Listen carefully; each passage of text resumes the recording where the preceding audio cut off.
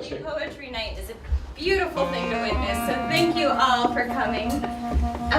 My name is Courtney Terry. I work at the public library here in McMinnville, and we partner every month on the first Thursday at 6 p.m. with Dan and Nancy, owners of the gallery at 10 Oaks, to hold these poetry nights. Barbara Drake, who is a well-known local poet, and then a friend of hers, Alice DERRY, who is from the Tillamook area. So they'll be doing a double reading, followed by the open mic. And then the first Thursday in December, we have Lex Runciman, a former Linfield College professor. And he's good. Yeah. And then in I'm going on now because I'm so excited. I actually have poets set up for like at least 5 months now. So I can say like November, December. In January, we're actually going to be featuring Diane Forsberg, yep. And Joel Zach, who did a reading last year. You may remember they have a poetry photo book that they created. They did a really amazing presentation of that. They are coming out with a new book. It's actually coming out next month, but they'll be here in the first Thursday in January to do a joint reading following that. And then Danielle, who is going to be here tonight, will be back in February.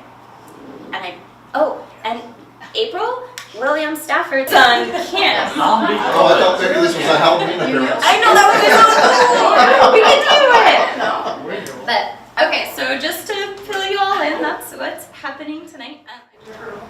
This first poem is, the 75-year-old woman has seen wonders in her life,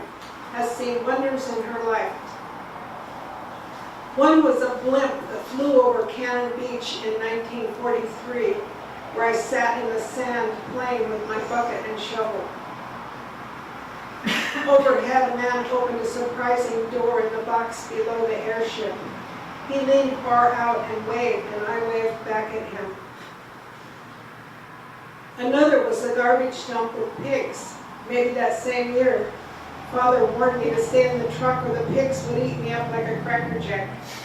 They were monstrous big, both black and pink.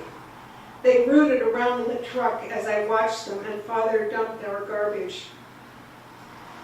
The third wonder I shall describe as horses pulling seine nets on the Columbia near Glasgow. Father said they were fishing. Far out on the water, a boat tugged the other end of the net, which was full of salmon. The horses were giants. Their strong necks curved like swans' necks. You rarely see such things anymore. 2-lane highways from one end of the country to the other. Ladies with seams on the backs of their stockings. Liver and onions on restaurant menus. My first butcher, Bob Superette, Eugene, Oregon, 1961. Do you remember Bob Superette? Not there anymore. Dressed in white like a surgeon, he instructed me in the art of meat. He was patient and considerate to my young housewife self. Showed me how to look for marbling. Described what to do with the cheap cuts, which to curry and which to Swiss. Only plain white butcher paper would do. There were no disguising dyes, no plastic wrap or styrofoam trays. He told me lean was best for meatballs, half pork, half beef. With burgers on the hibachi, a little fat was good. His round, clean-shaven face was pink above the display case. We were good together. One thing I do try to, in a few of these poems, is honor my ancestors. And this is one just about ancestors, the fanciful poem, really. What about those ancestors? Dear ancestors, thank you for surviving. Sincerely, your grateful descendant. And that was just a little straight thing, and then it goes into a regular long line. What if you could fish for your ancestors in heaven, casting far into the night sky when you can't sleep, snagging great-great-grandma and reeling her in to tell you stories at 6 a.m.? What if your ancestors are still watching you and see everything you do? Everything. Would you get sassy and say, you did it too? or just say, yes ma'am, no ma'am, yes sir, no sir. What if they never really died, but just piled up in the back seat of your car telling you how to drive, telling you where to drive, drinking scotch from a silver flask and demanding ice cream? What if you had no ancestors, just appeared like a lonely bubble in a pool of tar? Pop. Maybe your ancestors were jellyfish or one-celled creatures without hairdos or mouths or underwear. Whoever they were, invite them for a seance, a barbecue, a tete-a-tete, or a chin-to-chin. And if they come, celebrate the nose you all share, your laugh, the color of your hair. You might be an ancestor someday, maybe already are.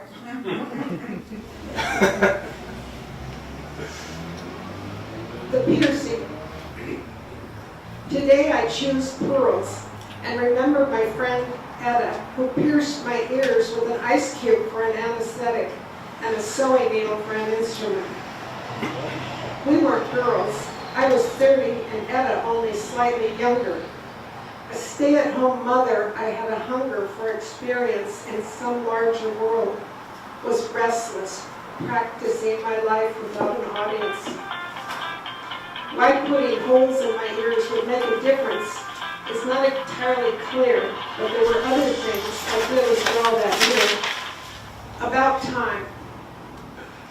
I expect the final moment of my life to last forever, just as the first one has. I expect to meet my maker, who will look like my grandfather smoking a cigar, my grandmother braiding her hair before bedtime, a newborn infant or a native prairier in the American Midwest, which is where I was born in Kansas City. I expect a tremendous wind to sweep across the landscape and leave nothing standing but the blackberry thicket at the bottom of my property. I expect time and tide will wait for a respectful moment and then rush on. I expect in 150 years no one now walking on the earth will be alive, and yet we will all still be here. I expect a ladder made of blue silk ribbons will fall from the sky and I will slowly ascend to somewhere.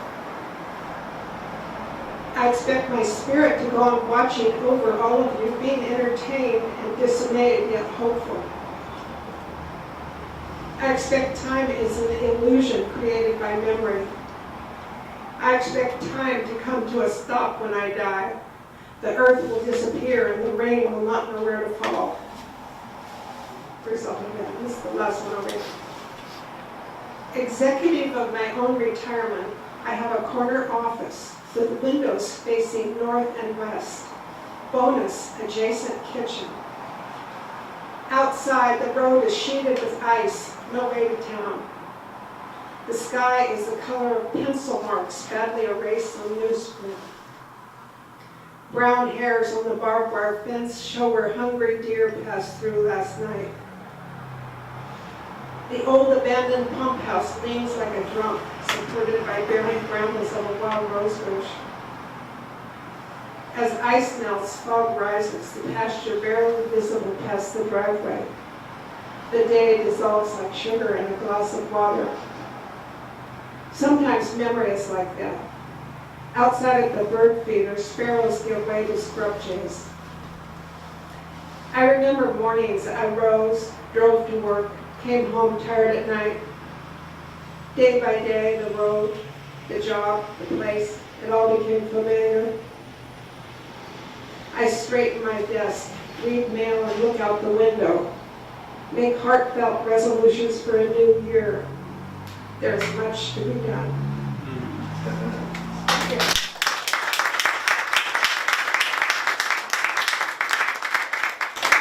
Thank you. And in the 3 seconds while Alice makes her way up here, I will also mention that both poets tonight have books for sale.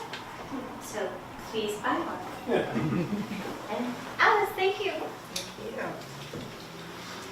Well, it's just great to see Barbara's book out, right? Are you all fans of Barbara? It's wonderful to have her new book.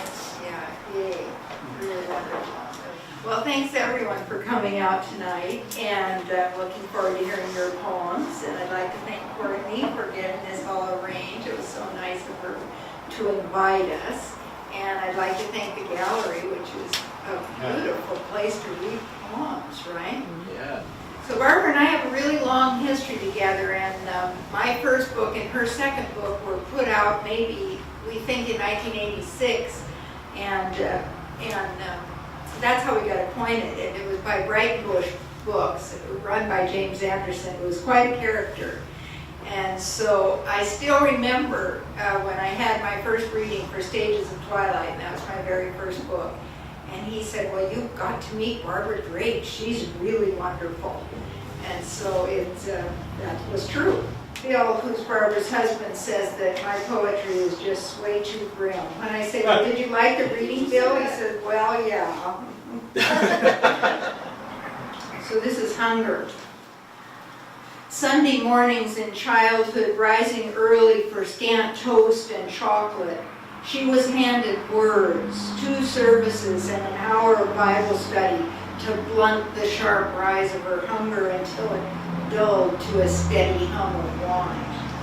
Her mother, sustained all day, giddy really on faith, returned to the small pot roast reluctantly, hours later, doling it out to 8. Once the girl had left home, Sunday mornings, completely hers, became the late sleep on a weekend second day, ample breakfast cooked in the mind of angled light soaking the kitchen, iris and rose of her garden where she idled, setting the bed straight. Rain days too, gazing into the steep canyon, green and light green, color's dependency. Why would the call of color be so great if she had nothing of the dance in her? How contrast lifts an image from 2 dimensions and sets it whirling across a room. She allowed herself expensive colored pencils, boxes of watercolor, or bought them for her own daughter, who sighted along a still life and made it live on paper. Rain now, in fact, in the misty stands of ocean spray, hazelnut, and huckleberry, damping the violet slash of swallows. Seeing and light, but not the hand which transforms scene to paint. Along the path she fingers the sawed edge of a rose leaf, its blood red unfolding gradually into green. Dusk returns her to the house. Listening to rain under lamplight brings words as themselves, rising with their biblical rhythms past the burden of evangelical warning, to sound onto her page, highlighting a person's features, shading an early summer landscape. One hunger, another. She can start soup, make bread, eat enough. She doesn't have to wait. So I wanted to read an Oregon poem. Oregon's been very good to my poetry, starting with Brighton Bush, which is out of Oregon. This poem ends at Cannon Beach, which was the beach I knew the best. You know, it's the thing you never, that's the hardest part about parenting, right? You don't know if your decisions were the right ones until about 30 years later, right? And you say, oh, I shouldn't have done that. So this is in a few parts, and I'll read the titles to the parts. Whale boat. When the minky surfaces 20 feet from our boat and its sudden exhaled puff brings us that close. The sleek silence of its body, like a raven in flight, vanishes before we can know to see eye or mouth or fin. Yet he had ever but slenderly known himself. Regan sets the play adrift. No glimmer of what his daughters need rises before Lear's blow has glanced off Cordelia's too shining face. To Elwha River, which is on the peninsula. Sentence, then father and daughter find footing on the comfortable love you and I are often walking. Trail time, one behind the other, were quiet in summer's realized air. Elusive what parents owe, how children might act with grace. You offer your hand as I once guided you across the cliffside trail. Teach me to bump over rocks, belly flat, when we swim the Elwah's icy rhythm.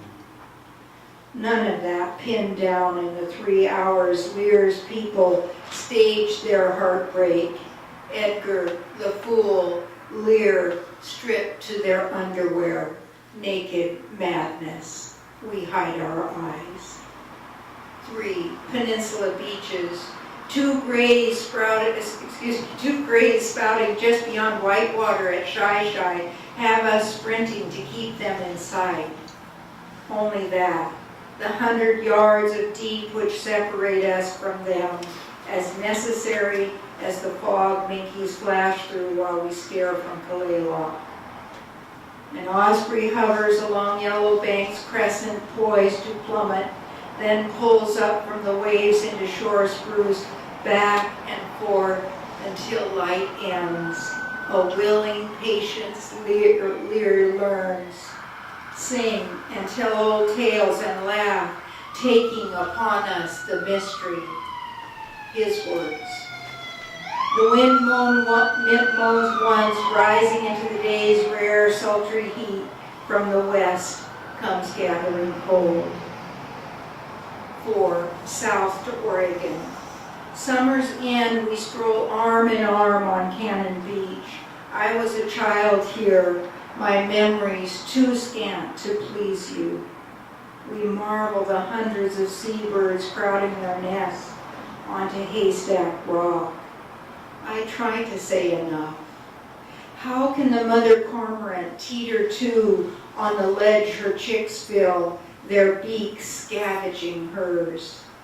She opens the wide cloak of her wings until the tips touch rock wall. Spread-eagled against basalt, she warms all 4. The alternate title to this book was The Extravagance of Their Longing. Anyway, so this is called The Extravagance of Our Longing.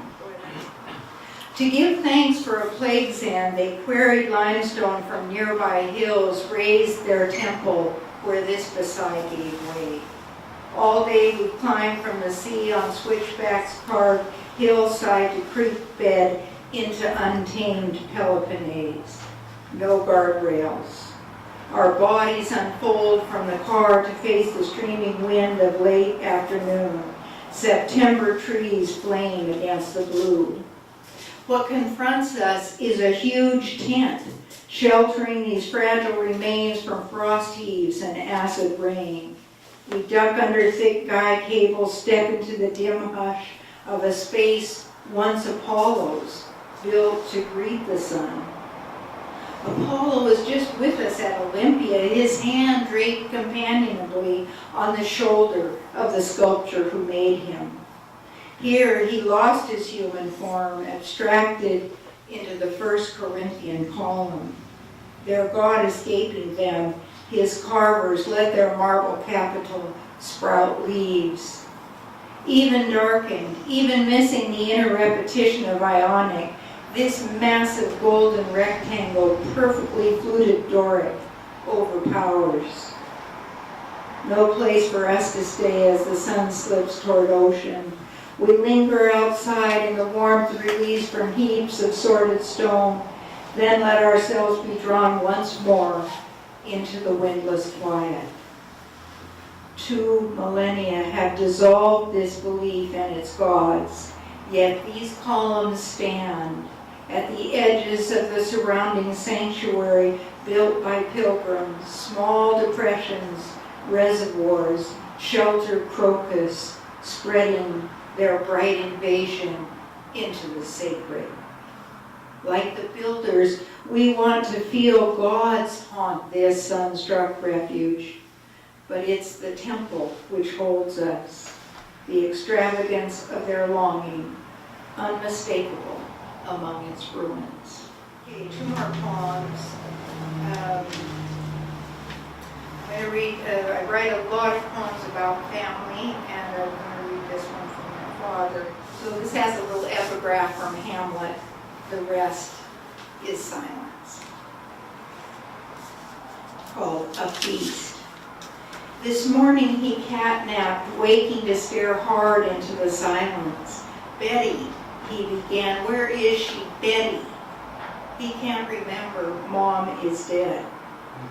As a girl, I learned that stare didn't reach me, but turned inward to the mysterious disappearance of the Anasazi, or the nature of being.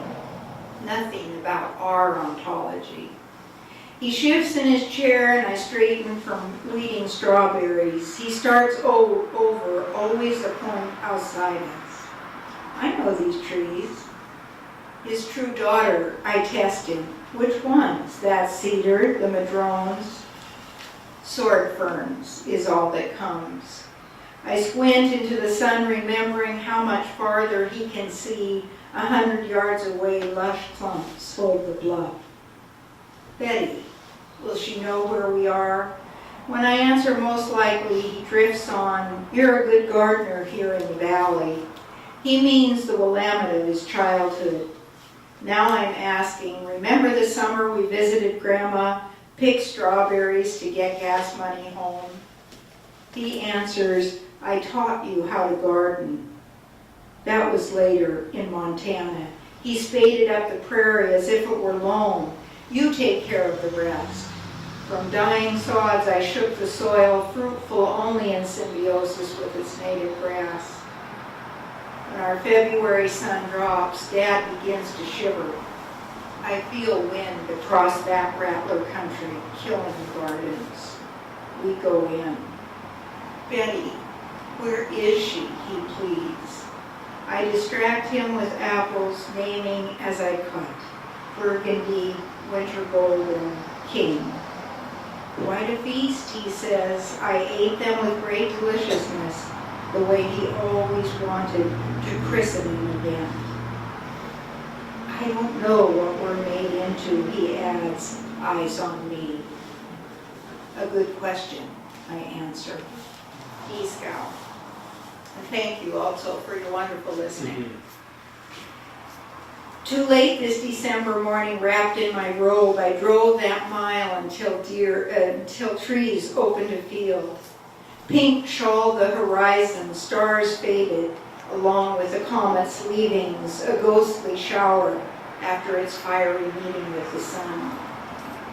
Now, compressed by winter afternoon, sun angles around and through fir shadows in ribbons and streamers, insists against frozen air to turn the car into a momentary greenhouse, while D-Scout belts out Schubert.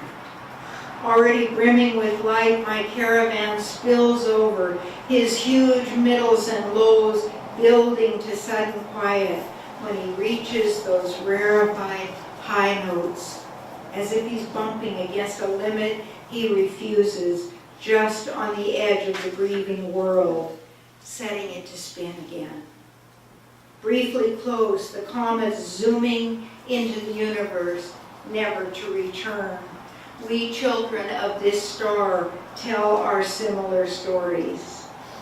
Eyes geared toward home, D-Scout's notes urging me to their journey as they orbit icy space, questioning, then reach back with light's even-handed touch.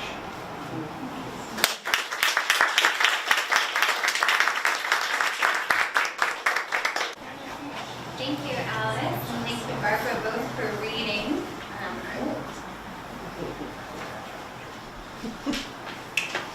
Anyone under 5'5"? Got you. So we'll start with the open mic, and we're actually going to start. Normally I would have you bum rush the stage. No, I would never have you bum rush an open mic poetry stage. But Mike has a quick announcement, and then you're going to read a poem. Okay, so then he'll kick off. Just a second. Okay, second installment of the Poetry While You Wait.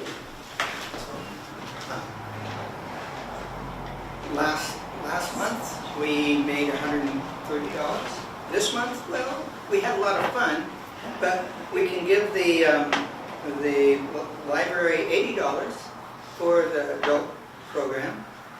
And the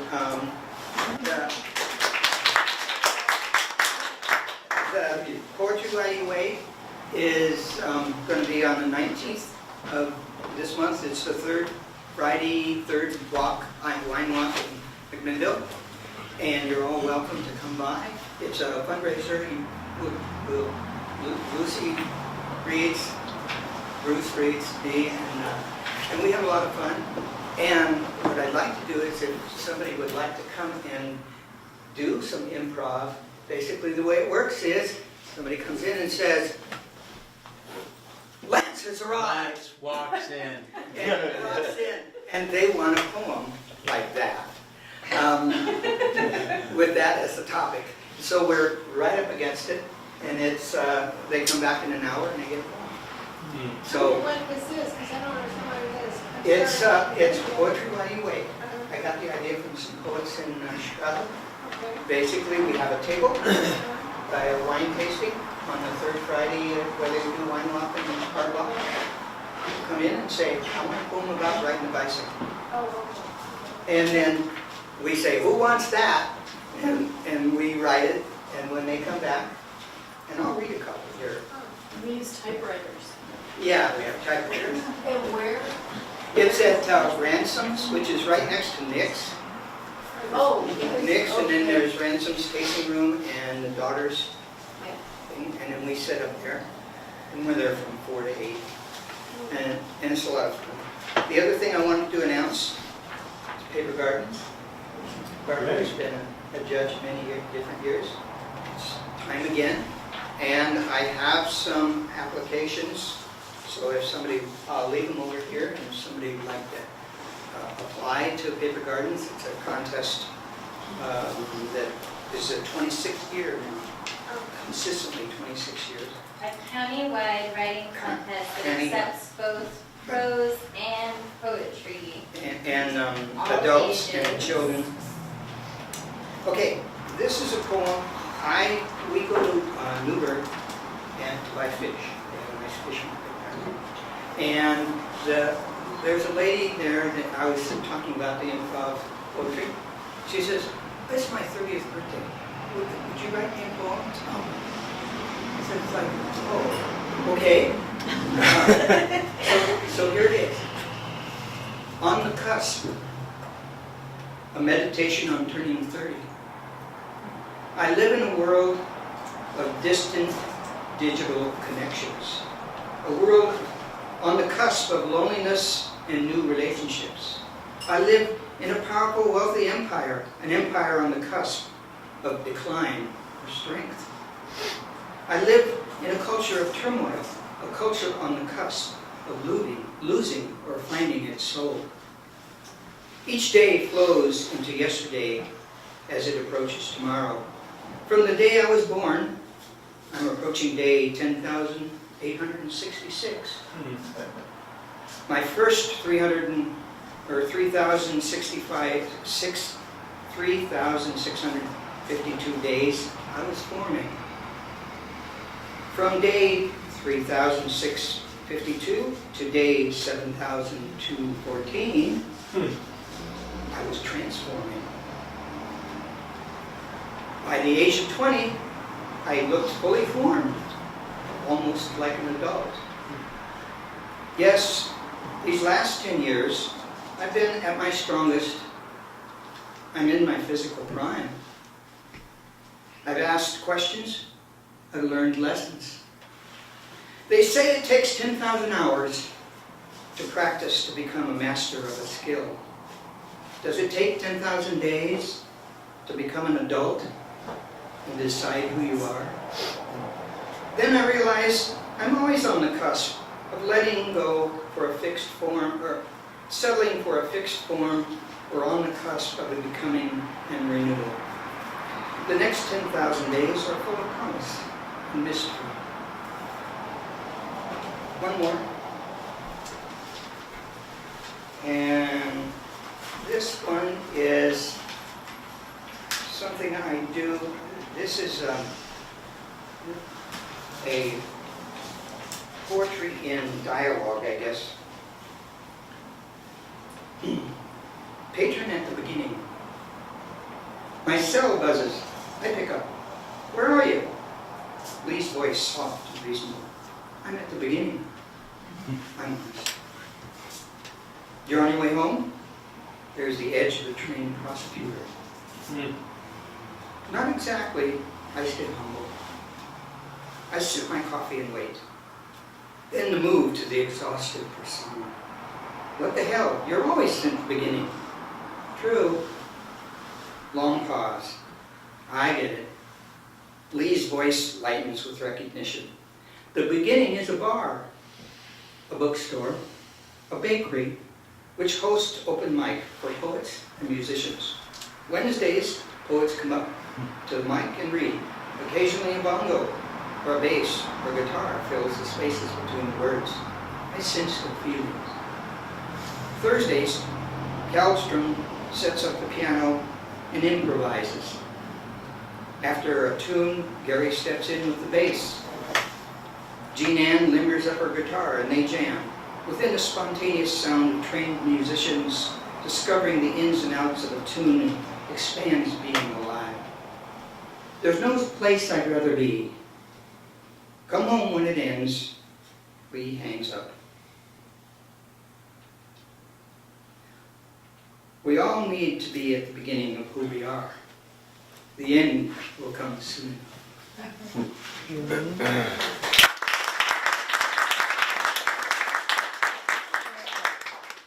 would like to read? I'll go. Read. And that is exactly how it works. Yes, come here. It's fine. We don't deal with organized structure like lists. That doesn't internet. Welcome. Thank you. Hi, my name is R.E. Radical Expression, and all of my poetry is in response. R.E. Get it? Before reading, I feel it necessary to provide some context. Like many, I have struggled with mental illness for my entire life, internally and externally. And I hope you will consider what I mean by that. And though it was an unlocked and open source journal which destroyed my life, so too will writing be that which saves me. So my first poem is called R.E. Then Again, and it is written in response to learning to live and the pathways to everlasting life. R.E. Then Again.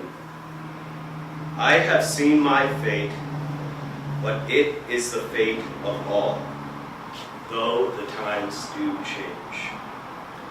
A being lives, then again, reborn, relives, redies, then again, defines, refines, ruins, realizes, then again. Come to turns, twists and bends, happy, sad, then again. Learn to live, let others live. Learn to give, respect, forgive. Learn to love, cherish all, below, above. Come to terms. Then when all death's lessons end, then you'll have no then again. This too shall pass.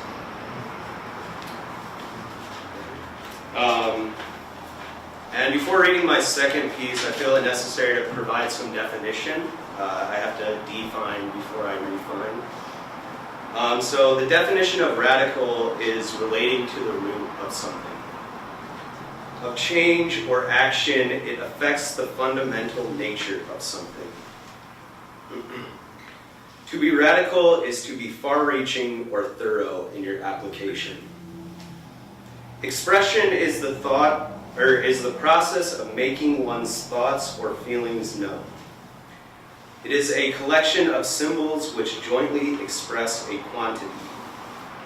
An expression is a word or phrase, or maybe even a poem, which conveys idiom, idea.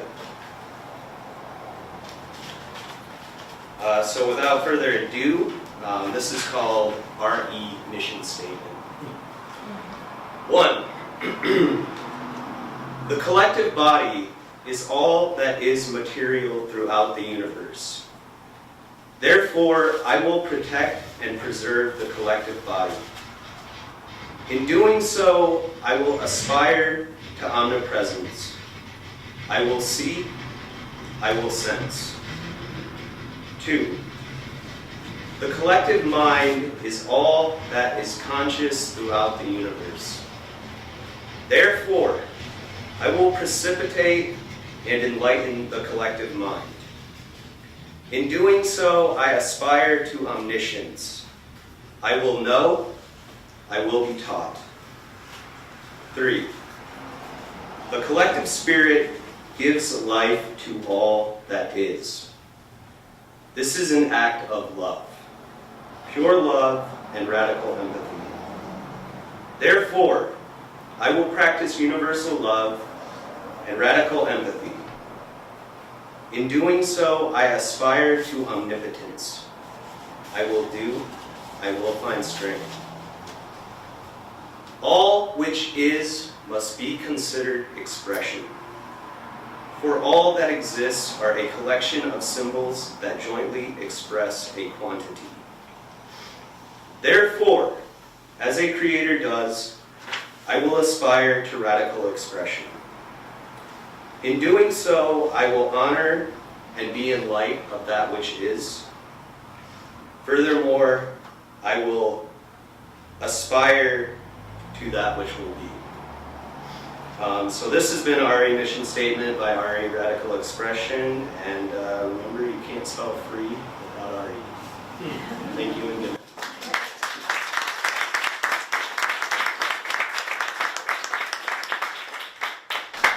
Thank you for sharing.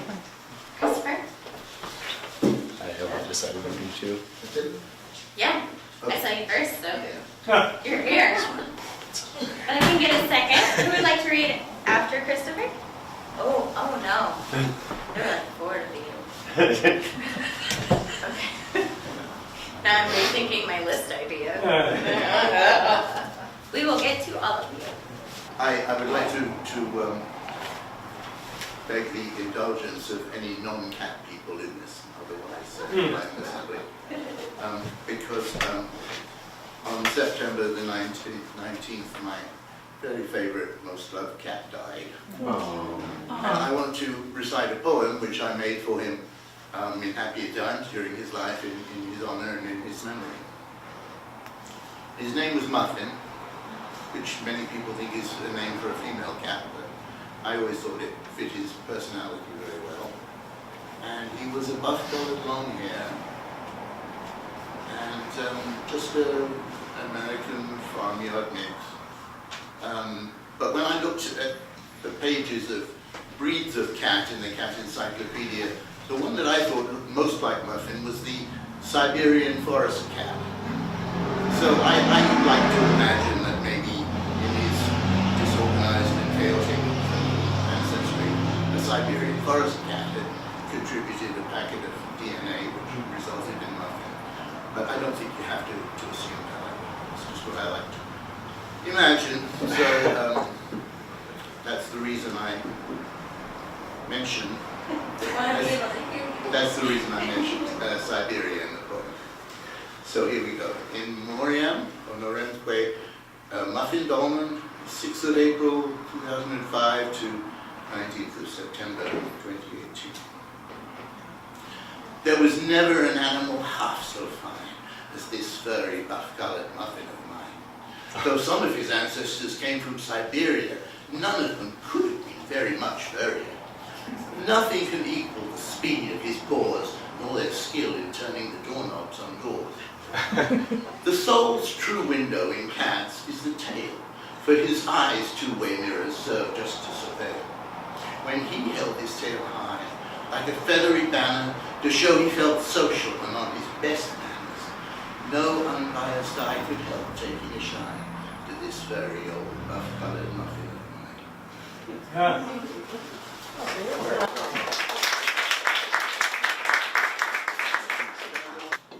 The farm is flaking up there unused. Rusty slates off, rusty scrap, walls cracked and leaning. But the lane remains a lane, a passage through. They live elsewhere and use the fields for grazing.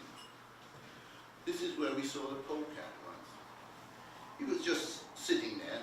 We came round the curve, utterly still, but not the least bit tense. Just caught like some dreamy photograph. And that was it. He was this fantastic thing. It was bigger than I thought, bigger than a cat.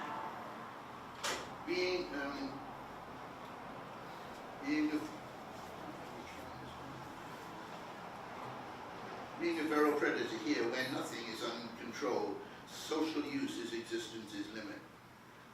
Carrying on his guerrilla, slipping through the stone net that drags these green valleys, dividing harvests, straining out what we can't use through the slicing reaper, the dogs, the shotgun pellets. It ought to have been more encouraging than it was, but we never saw it again. And later we heard it had strangled, caught in some vegetable nets at our neighbours. Another country casualty, one of those rags of southern flavor. The whole morning is as still as glass. Way out there, a bright blue rowboat hangs suspended in nothing. For this flat calm between tides evenly reflects white overcast and white fog bank beyond the fishermen with their spidery ink black rods. I am standing on the edge of the world. There is no horizon. I wonder what we will catch.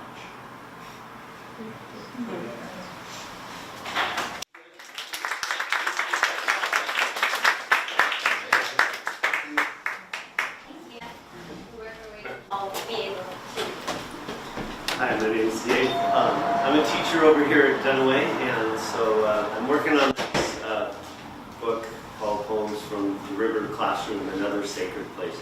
Yeah. We'll leave the river behind, and I've got one from the classroom and from somewhere else. This is called Priest and Supplicant. My supplicants come to me and kneel at the altar of education, some because they believe, and others because they are forced to by a system that demands, "Thou shalt leave no child behind." Except my children have been.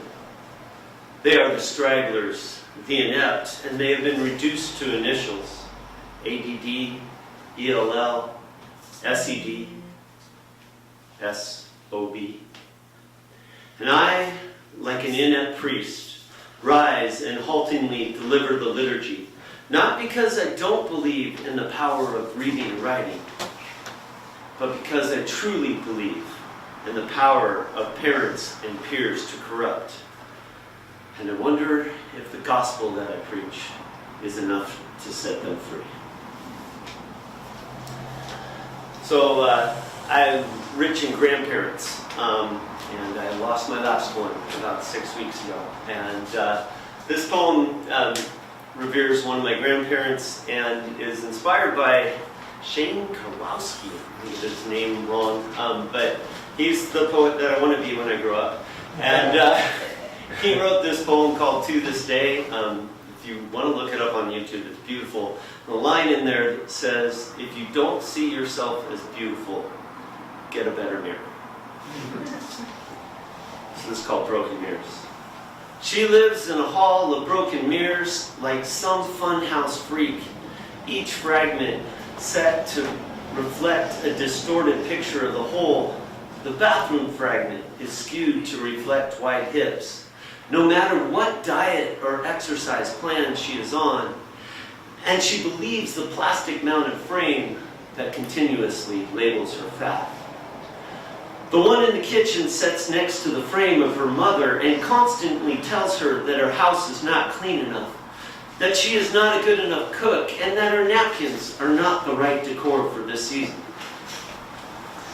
And the mirror she looks into on a lonely Saturday night never tells her that she is beautiful, unless she has made up more of her face than she wants to and uncovered more of herself than she is comfortable with.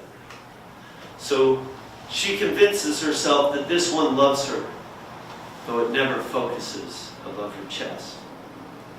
He had parents who used only thin tin mirrors and warped them into their image of perfection.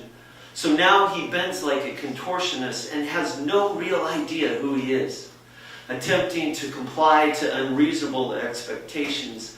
He never knew unconditional love. He looks in the mirror and sees himself as small, though he stands over 6 feet, but he never measured up, and constantly sees the shadow of failure because he wasn't quite the son his father dreamed of. And they try to remove the ugly pieces and rid themselves of the broken parts, but they only see through a glass dimly and slice their souls on the broken edges of identity. And Jesus waits, arms stretched and blood shed, to reattach the pieces and straighten the mirrors to share his reflection.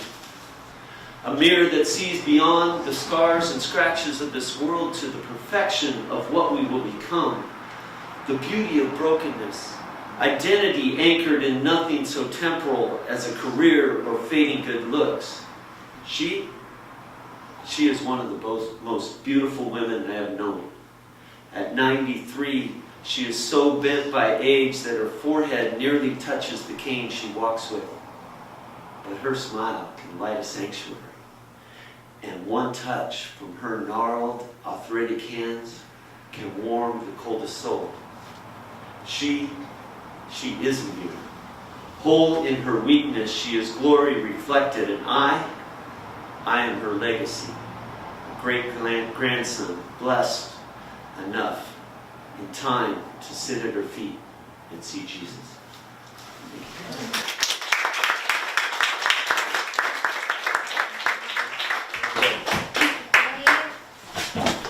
Someone else in that. Oh, Bruce, sorry. Yep.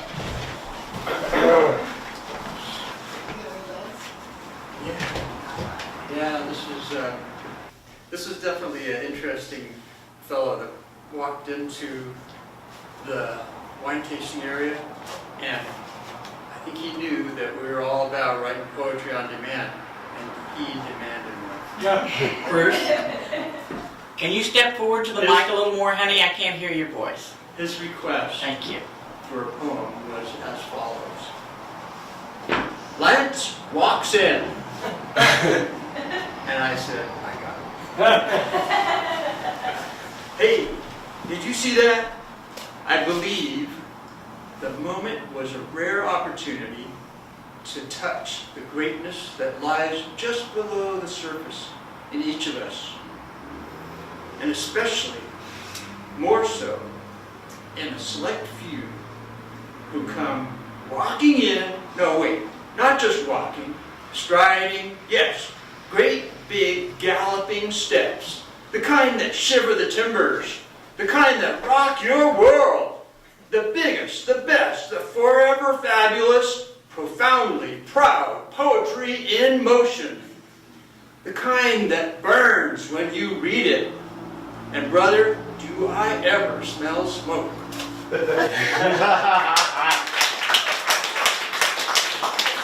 don't know, Bruce. Can you write me like one of those at the library? Very nice. Was there anyone else in the back that wanted to share? Okay. Oh gosh, it's both okay. Lucy, please come on. And Steve, and we'll just keep going. 2 years ago, I took a poetry writing class from Barbara. I don't know if you remember, it was in Carlton. We met at the Horseradish. I just mentioned that today because we ate lunch at the horseradish. Oh, well, The last day we sat out on the back deck and we were freezing because they forgot we were coming, didn't they? yeah, so we couldn't get in. But it was a wonderful class. There were only 2 of us in it, so One of the things we did was to try writing poems. A sestina is a form that it's really kind of complicated. Basically, there's 6 words that repeat in each stanza in a different order in each one.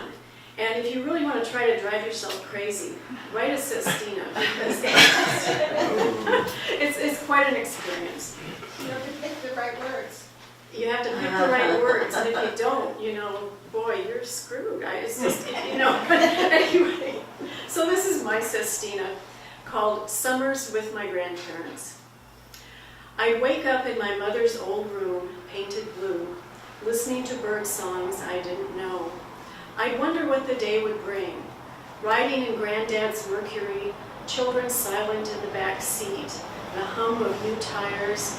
We were tolerated if quiet, our sticky hands kept to ourselves, voices hushed like evening. In those days, time stretched infinitely toward evening. Cousins gathered croquet mallets, red, green, blue, the thwack of wooden balls on the lawn. What's a sticky wicket anyway, someone wondered.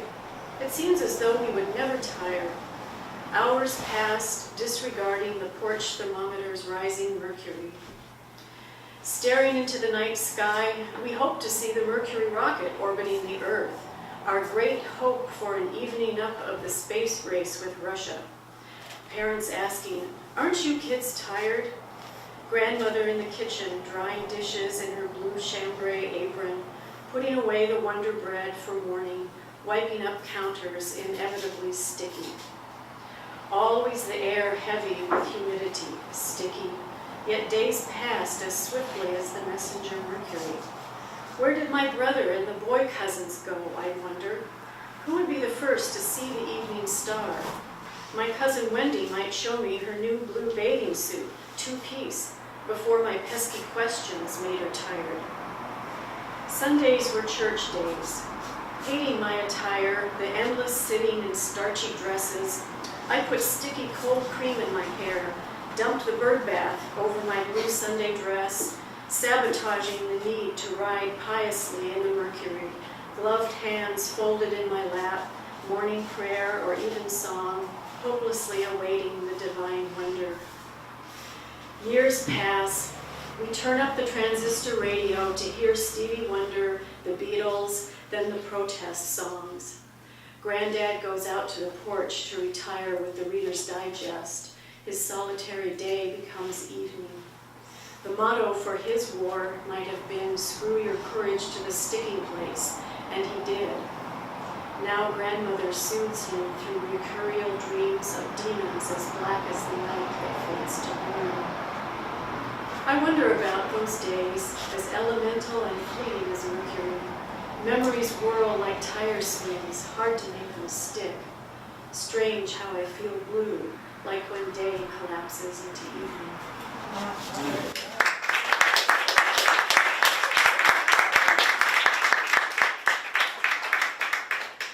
Thank you, Lucy.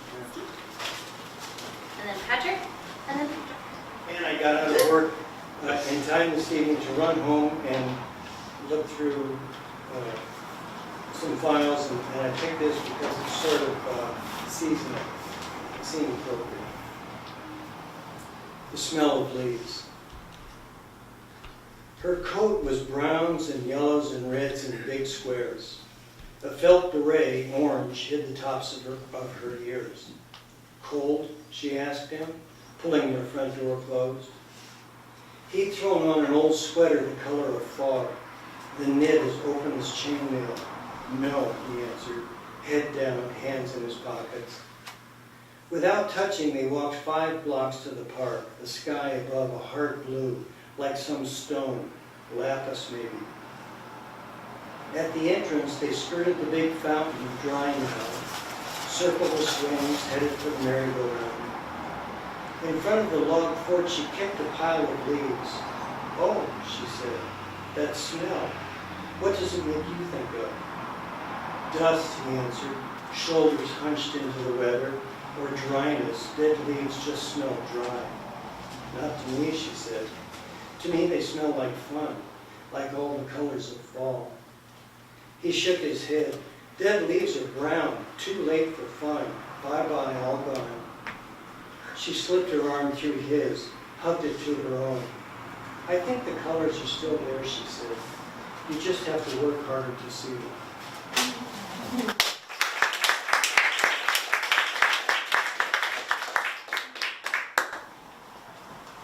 Thank you. Patrick?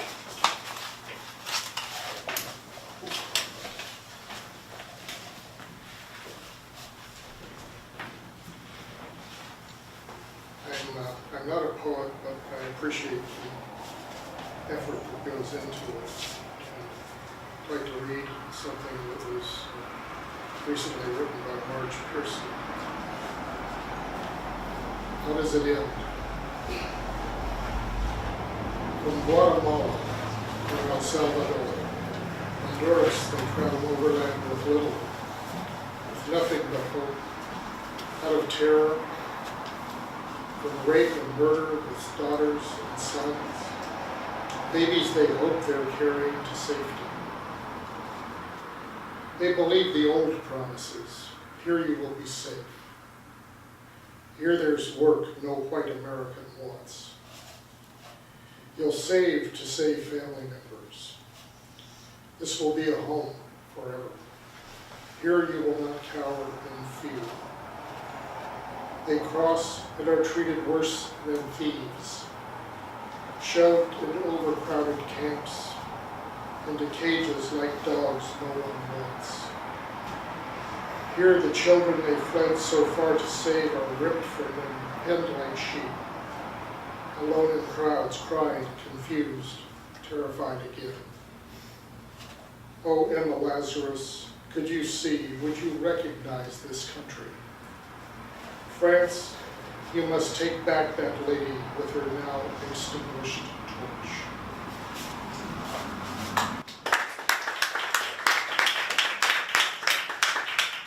What magazine is that in? Something.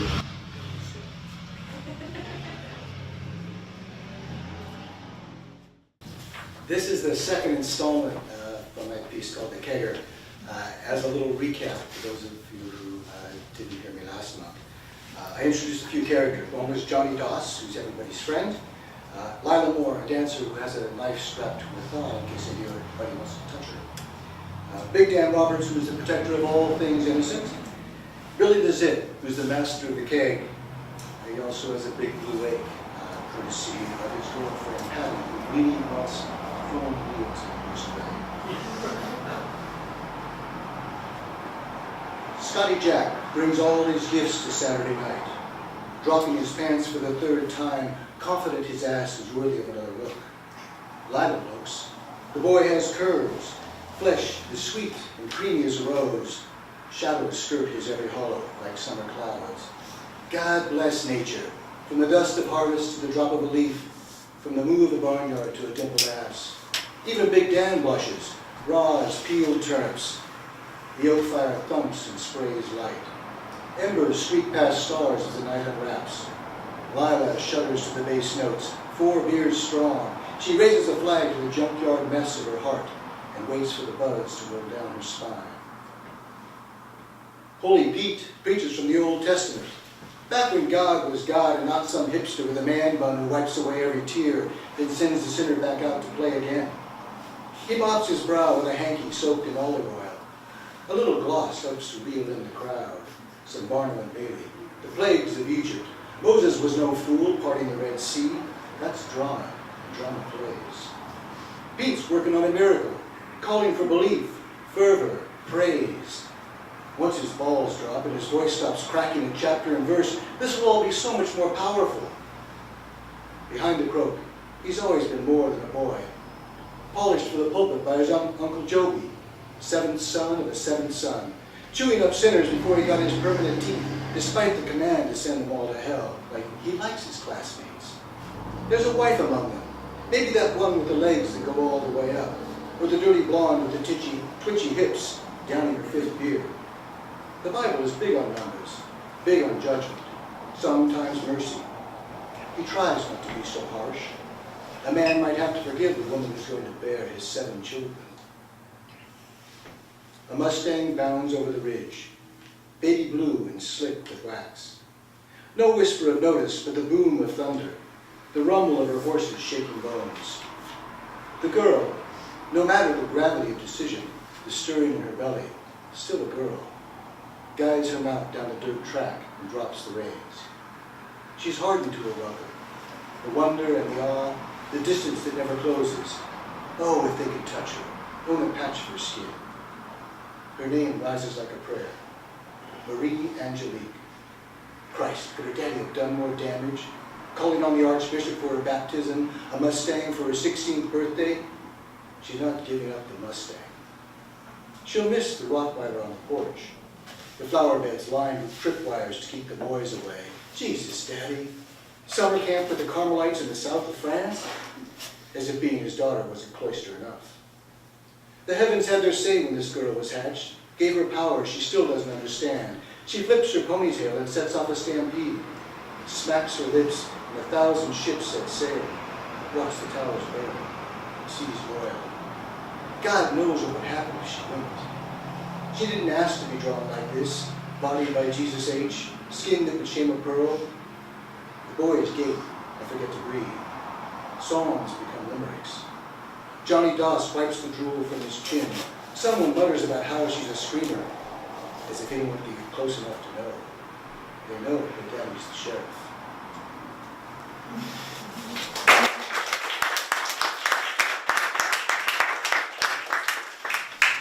Thank you.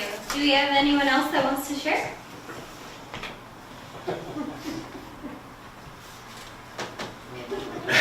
Great! Okay, thank you all so much for coming.